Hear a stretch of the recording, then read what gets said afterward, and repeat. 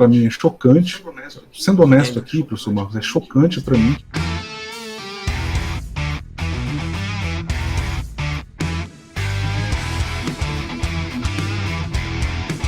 Para mim é chocante, sendo honesto aqui, professor Marcos, é chocante para mim que Lula esteja concorrendo à presidência. Para mim também. Eu acho que é surreal, assim. Eu não acho que ele foi inocentado, a minha avaliação é que ele foi descondenado. Mas isso já está em pauta já. Inclusive, Alexandre de Moraes não tirou a fala de um juiz dizendo que não, ele não foi inocentado, não. Uhum. Não, e outra coisa, não houve análise de provas pelo STF, né? E essas provas vinham sendo analisadas, foram exaustivamente analisadas pelas instâncias anteriores nas quais ele foi condenado. Então, a impressão que a gente tem realmente, embora isso seja muito complexo também, mas não dá para negar que há um grau de politização no STF também. Então, a decisão do Fachin pareceu ser até bem monocrática, inclusive, gerou muita polêmica, até no meio jurídico não houve concordância em relação a isso.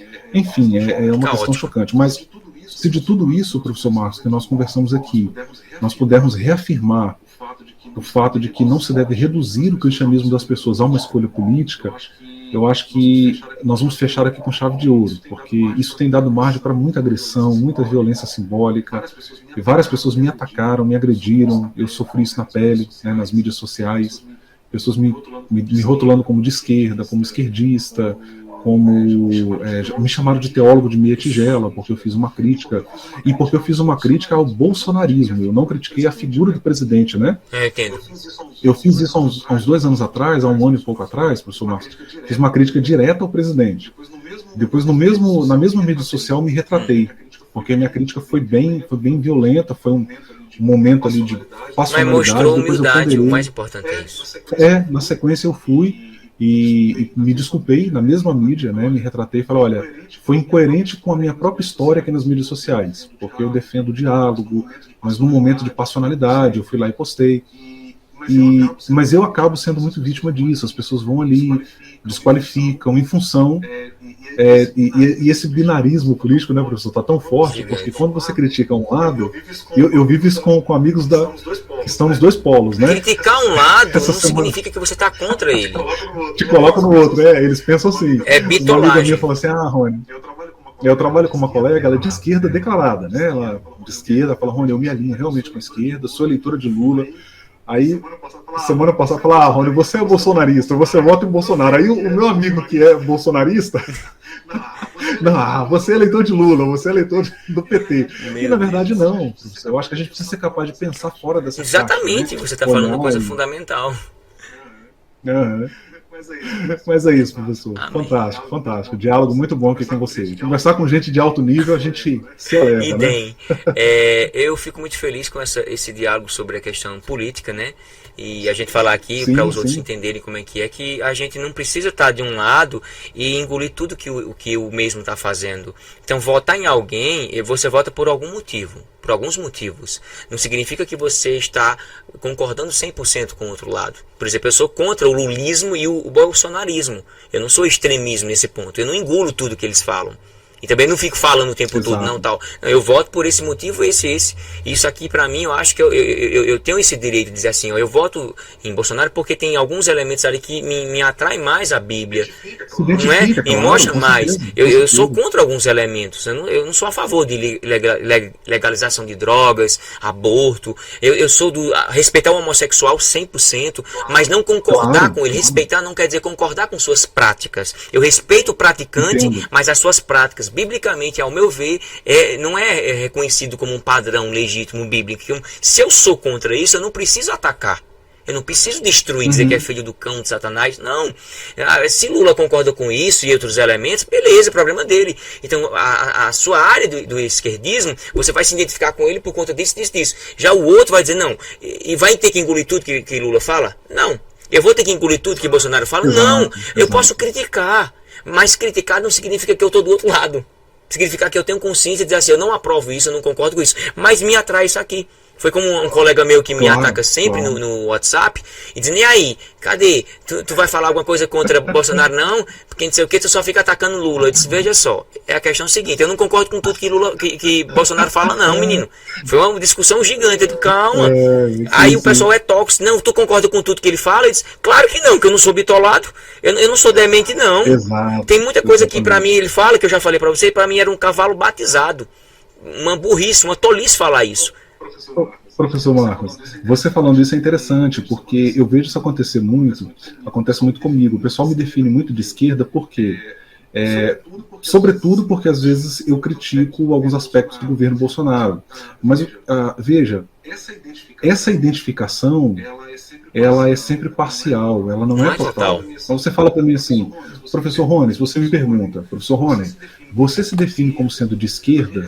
A minha resposta é sempre a mesma, professor Marcos. Não me defino de esquerda. Glória a Deus. Mas tem pauta.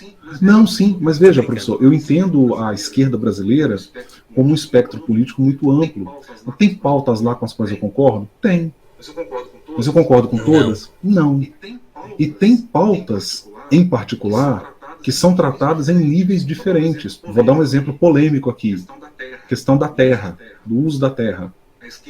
A esquerda milita muito em torno disso, né? Tem os Sim, sem terra. movimentos de ocupação de terras, MST, etc. Agora não é nem MST, mas mudou o nome agora, né? Agora não, já tem um tempo já, né? Acho que agora é uma sigla maior. Veja, professor Marcos, eu de fato sou a favor de que a terra seja produtiva. Eu acho que isso tem que ser discutido, tem que ser trazido à tona. Mas não sou a favor da invasão. Porque existe a meritocracia, eu falei até no meu canal aqui, falando sobre o que a direita defende e o que a esquerda faz. Eu fiz uma análise histórica, o que foi a esquerda, no que ela se transformou e o que ela é. Eu fiz esses três espectros para o pessoal saber.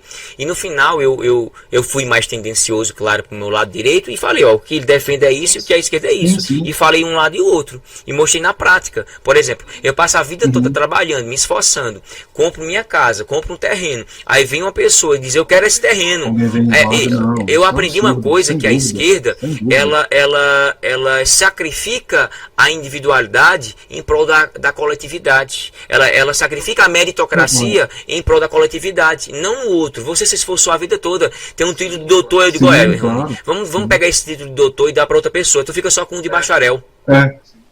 Sim.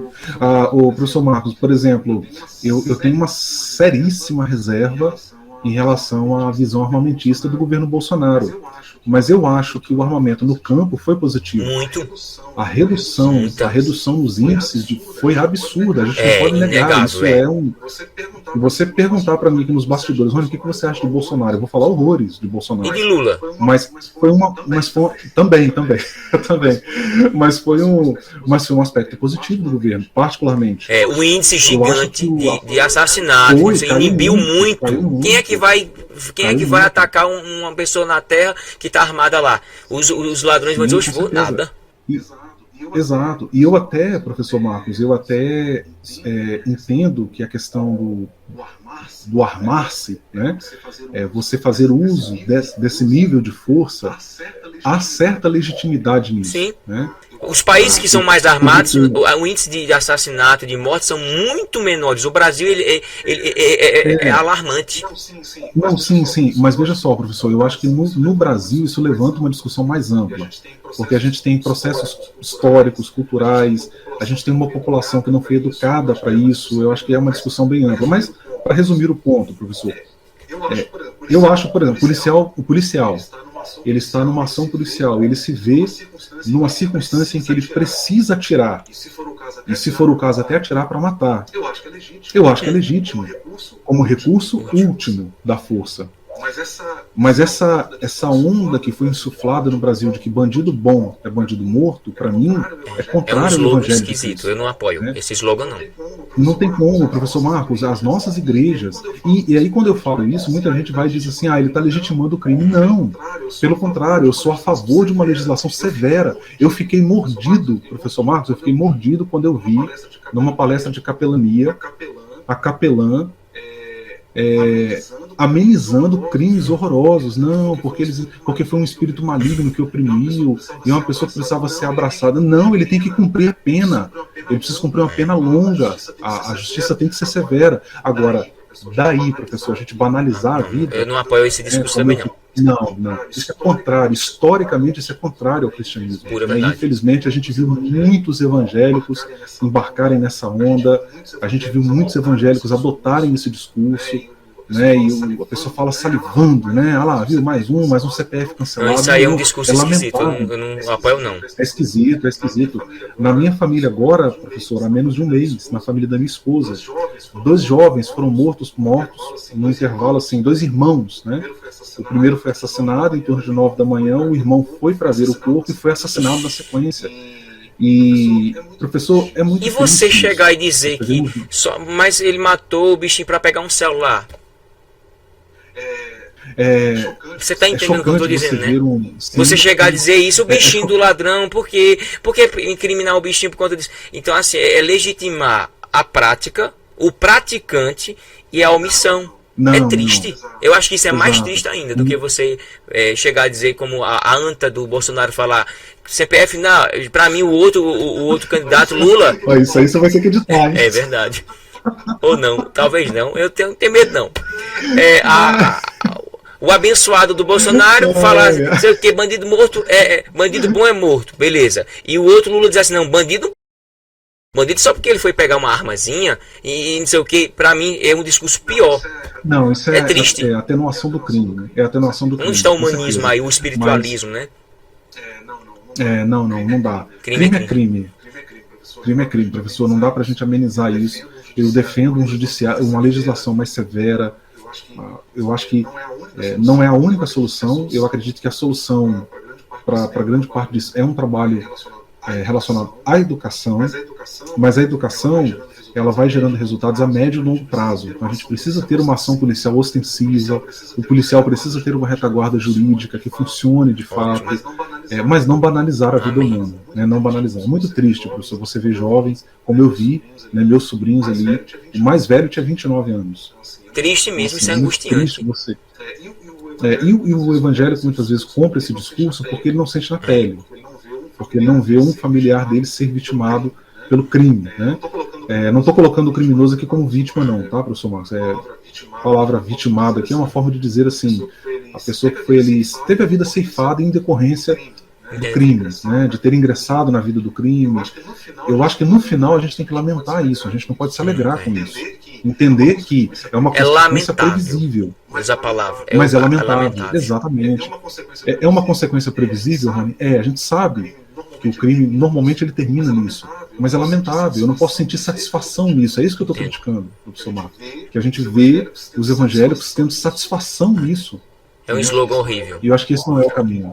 É horrível. Irmão, para nós finalizar com as últimas perguntas aqui, já fazendo uma ligação que, assim, essa entrevista aqui está sendo uma das entrevistas todas as que eu já tive foi muito boa, mas essa aqui está bem empolgante, né? A gente está tranquilo, eu estou sentindo um rumo bem relaxado, de boa.